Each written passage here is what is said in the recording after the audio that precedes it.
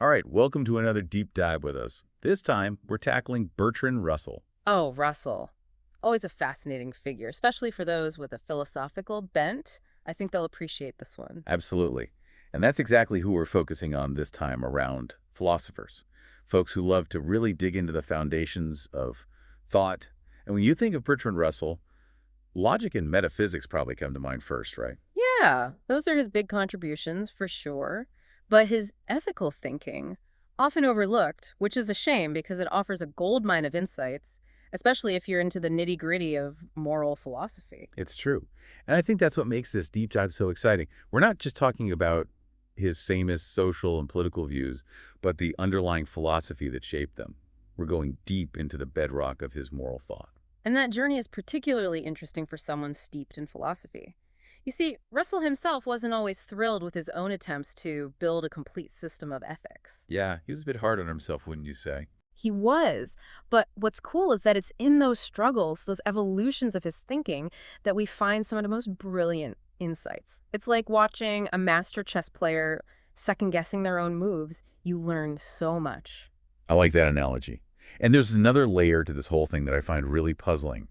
You have this incredibly influential public figure, right? Deeply engaged with moral questions in the public sphere. Yeah.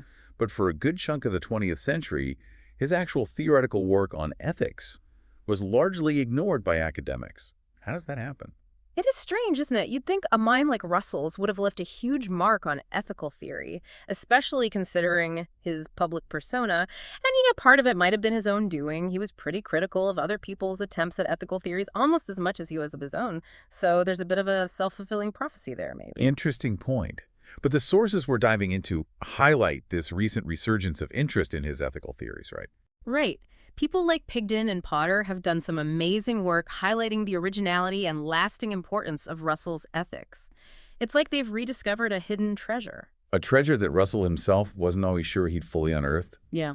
We mentioned earlier that some of his most radical ideas remain hidden for a long time. Can you tell us a bit more about that? Absolutely. Take his paper, Is There an Absolute Good?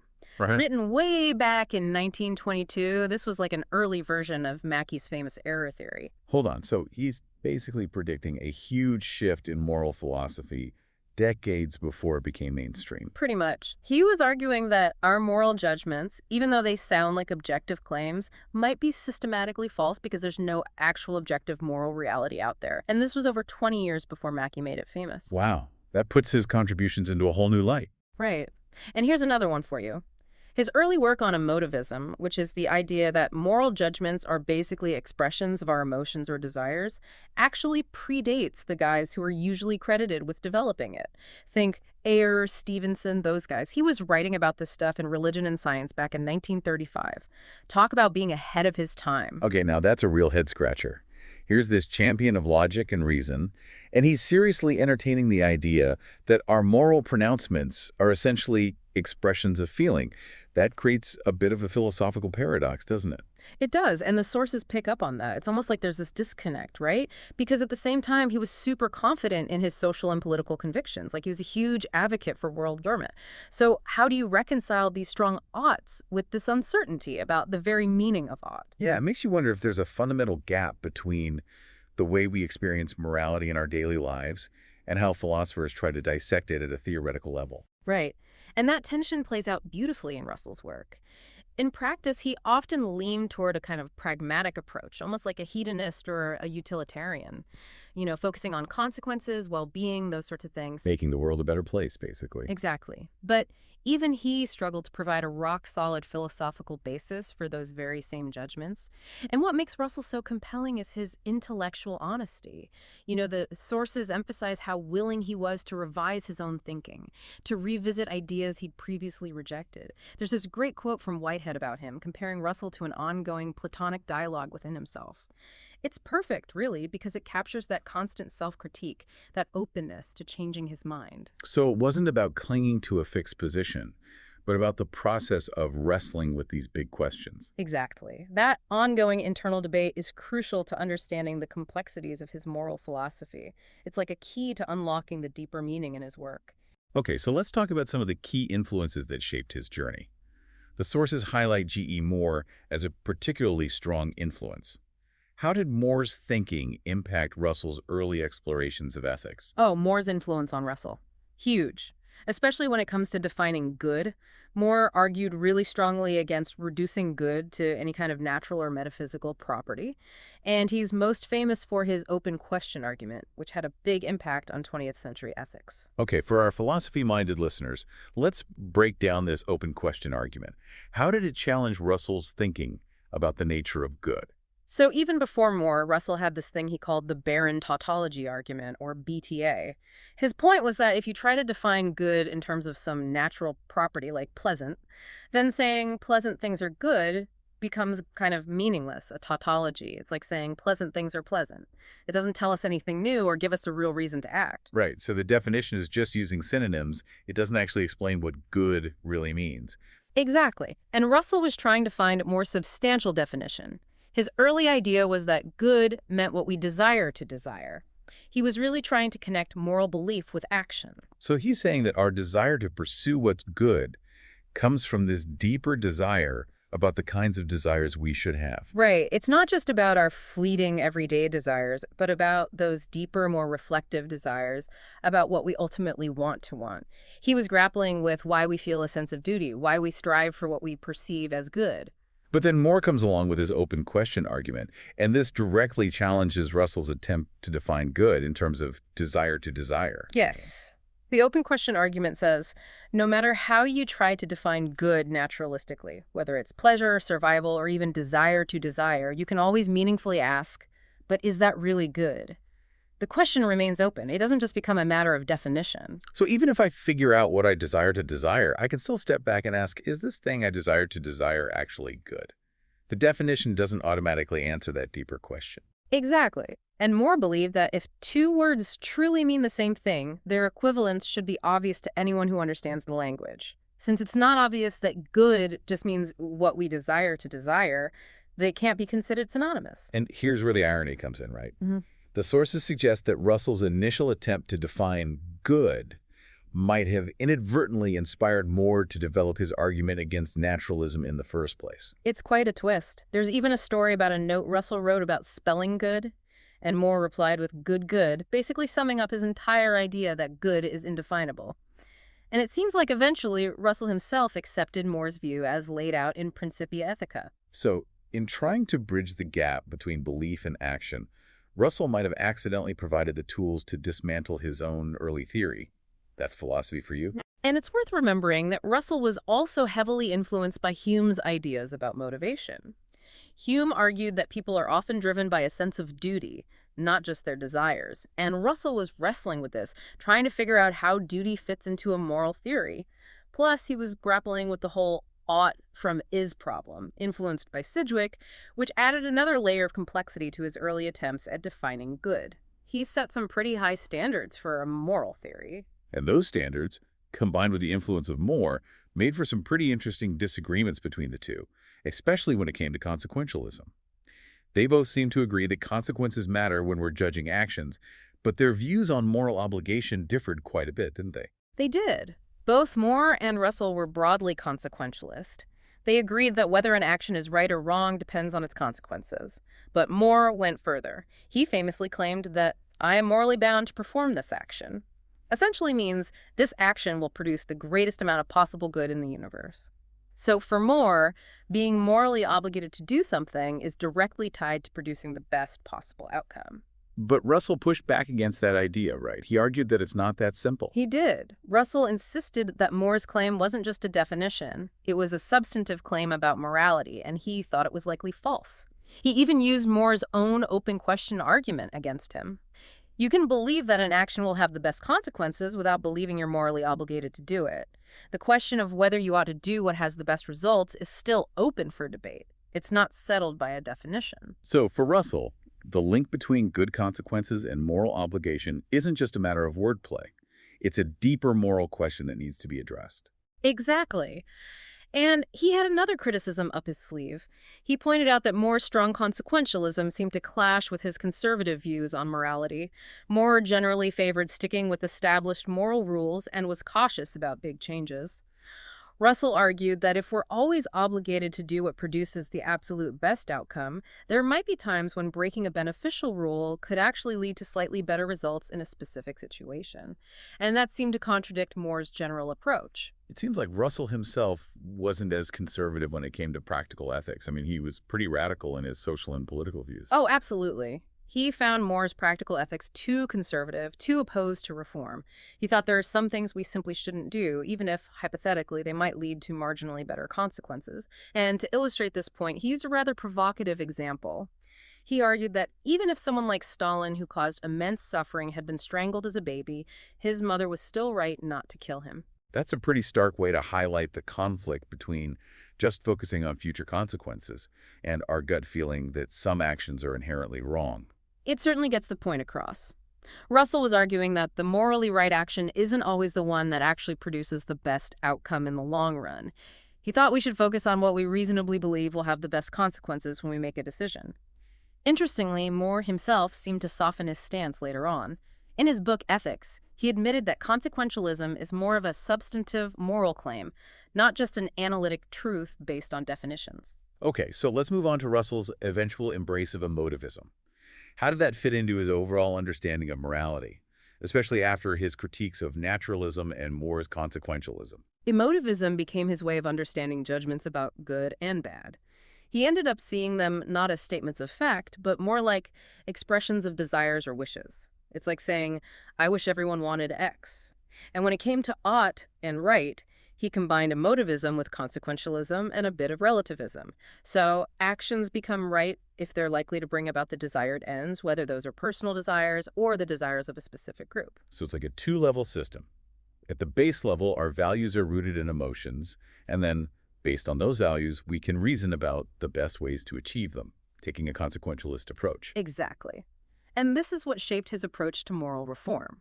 He wanted to get rid of the idea of duties that aren't based on consequences. He'd use persuasion to promote his own fundamental values, like love and knowledge, and then he'd argue rationally for his specific moral code as the best way to reach those values, focusing on what's good for us, meaning the people who share those fundamental desires. The sources talk about this idea of good according to Dmitri to illustrate his point. Can you explain that? Yeah, that phrase captures the kind of mock objectivity that Russell proposed. He didn't believe in some universal good, but he recognized that it makes sense to say something is good, according to Dmitri, if Dmitri has a consistent set of values. So you get a limited kind of objectivity within a specific framework of desires, Yeah. and then you can have rational discussions about the best means to achieve those agreed upon ends. So even if we can't have objective debates about whether something is good in some absolute sense, we can still argue rationally about whether a particular action will get us to the outcomes that we desire as long as we agree on those desired outcomes. Exactly. Once you've settled on the desired ends, the discussion about how to get there can be totally rational, even scientific in a way. But emotivism itself has been criticized quite a bit, hasn't it? What were some of the main objections raised against Russell's view? Oh, there are definitely objections. A classic one is the vicious circle problem. The idea is that if you define approval or desire in terms that already assume moral concepts like good or right, your explanation becomes circular. It's like defining good as what is approved of, and then defining approved of as what is good. But Russell's version of emotivism actually manages to avoid this because he defines good in terms of desiring that others desire something, which breaks the circle. Okay, so he found a way around that one. But what about other challenges? Well, another big one is the problem of the disappearing dispute. If moral judgments are just expressions of personal feelings, it becomes tricky to explain how two people saying X is good and X is bad are actually disagreeing about anything factual. Russell's idea of incompossible desires, desires that can't both be fulfilled, tries to address this. But it gets messy when you apply it to ought statements. If ought is always relative to individual desires, then disagreements about what we ought to do might not actually be real disagreements. So it makes you wonder if emotivism can really handle the complexities of moral disagreement and debate. Right. And the sources also question whether Russell's view of ought, which is tied to consequences, is still vulnerable to Moore's open question argument. Even if we all agree on what we want, it still seems like we can ask whether we ought to pursue that goal in a particular way. The question remains open. Then there's the problem of validity. If moral judgments aren't really true or false, how can we talk about moral arguments being valid or invalid in any meaningful way? Russell's version of ought can address this partially, because he does see ought statements as being capable of truth or falsehood. But his view of good as just an expression of desire remains tricky in this context. And of course, there's Geach's problem, which throws a real wrench into things. It points out that Russell's interpretation of good as an expression of desire doesn't work so well when good is embedded in more complex sentences. Like, how do you make sense of a sentence like, if contemplating beauty is good, then using his emotivist framework? The good in that sentence isn't the main point of the statement, so it's hard to see it as just an expression of desire. So Geach is saying that Russell's view can't handle the nuances of how we actually use good in language. Exactly. And beyond all of that, there's this seeming tension between Russell's embrace of emotivism and the fact that he was such a passionate advocate for his own values. He defended his right to express his desires and advocate for them, but it seems to contradict the idea that moral judgments are just expressions of feeling. It's like that duck argument. If something walks like a duck and quacks like a duck, it's probably a duck. Well, if our moral judgments look and sound like claims about truth and falsehood, maybe they actually are. It sounds like even though emotivism offered Russell some solutions, it created new problems and didn't quite capture the full complexity of moral language. So why did he reject the idea of objective moral values in the first place? He credited Santayana with influencing his shift away from objective good and evil. But honestly, Santayana's arguments were more like elegant put-downs than solid philosophy. Russell's real reasons seemed to stem from his experience during wartime. He saw all this righteousness used to justify persecution, and it really turned him off to the idea of objective morality. So he became skeptical of objective morality because he saw how it could be twisted and used to justify terrible things. Exactly. He associated objective ethics with intolerance and cruelty. And he had some arguments of his own. He pointed out the huge diversity of moral beliefs across cultures and history, which makes it hard to argue for any universal moral truths. That's his argument from relativity. Then there's his argument from explanatory impotence, which suggests that we can explain moral beliefs in terms of psychology, culture, and evolution without needing to bring in some mysterious, objective moral realm. So he's saying that if we can explain why people believe what they do about morality without appealing to objective values, then we don't need to assume those objective values exist. Like Occam's razor, the simpler explanation is better. Exactly. But here's where it gets interesting. For a short while, Russell actually flirted with an even more radical view, the error theory. It was a bit of a wobble, as the sources call it. Tell us about this error theory wobble. It sounds intense. It was. In his 1922 paper, he argued that all our moral judgments are false, not just subjective. His idea was that when we say something is good, we're talking about a property that doesn't actually exist. So according to this view, we're all fundamentally mistaken about the nature of morality. That's a pretty bold claim. It is, and his reasoning was tied to his fundamental principle of acquaintance, which basically says we can only understand concepts based on things we directly experience. He argued that we never directly experience goodness as an independent property, and we can't define good in terms of things we do experience, so any statement that says something is good must be false. But this error theory phase didn't last long, did it? No, it was short-lived. His attempt to define good in terms of what we approve of ran into problems, like the disappearing dispute coming back to haunt him. If good just means approved by me, then your disapproval and my approval aren't a real conflict. Plus, our moral feelings seem to assume that there are moral beliefs, which creates a kind of circularity if you're trying to explain morality in a purely error-theoretic way. It seems like the tension between his error theory and his basic epistemological views led him back to emotivism. Wow, what a journey. Russell's path through moral philosophy was anything but straightforward. He explored so many ideas, wasn't afraid to change his mind, and never stopped wrestling with the big questions. It really highlights the complexity of ethics. He grappled with the nature of moral judgments, the roles of reason and emotion, and the challenges faced by both subjective and objective views of morality. Even his brief detours, like his flirtation with the error theory and his later attempts to find a more objective grounding for ethics in human society, show just how deeply he engaged with these philosophical issues. And despite all the theoretical uncertainty, he never stopped being a passionate advocate for his values. Maybe there's a lesson in that for all of us, even if we can't find absolute certainty in our moral beliefs. I think you're right. His life shows us that we can act on our values, even when the philosophical foundations feel a little shaky. It's the exploration that matters. Absolutely. So, to our philosopher listeners out there, I'd say think about what Russell's constantly shifting views mean for our understanding of moral objectivity. Does his journey, with all its twists and turns, suggest that there might be inherent limits to our ability to ground morality on pure reason or find a truly objective basis for our values? That's something worth pondering. And if you really want to dive deeper, explore Russell's writings on ethics, engage with the ongoing debates he helped inspire. There's a wealth of insight waiting to be discovered in his brilliant, restless mind. Absolutely. So, keep thinking, keep exploring, and we'll catch you on the next deep dive.